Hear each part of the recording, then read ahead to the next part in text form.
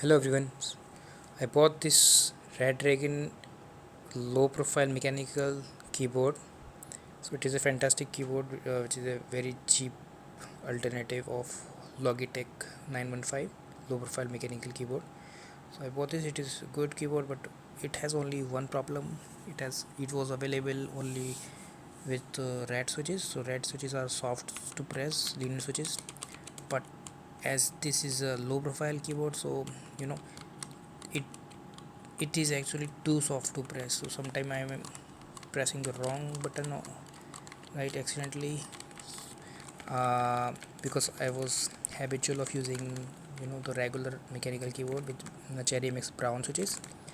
So so I think, instead of buying new switches, maybe I can increase the tension of the switches. So what I did, as it was swappable, it has swappable switches. So I open the switch, plug out the switches with this tool.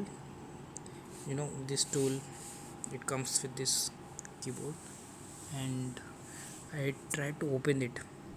So with the help of this cutter, I was easily able to open the switch. You can see it has two hooks right here. If you apply pressure on it, it will be open. It is very easy. So remember, if you are opening it, you need to remember the alignment, right? So when you opening it, just open the board and put both part right here, so you remember how to assemble it back, because it should have the correct alignment. And I was able to do that. It has a spring.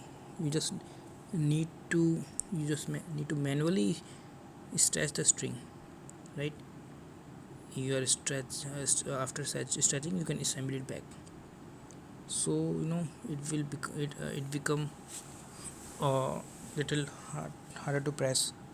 So I applied in these button, and now these buttons are comparatively, you need more strength to press this, right? I will apply this to all buttons, and I think I don't need to buy new switches anymore.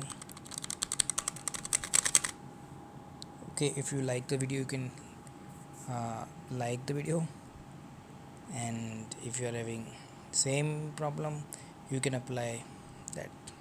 It's not that much hard. You can do it, not too much time consuming. It very easy to open these switches. Okay guys, bye.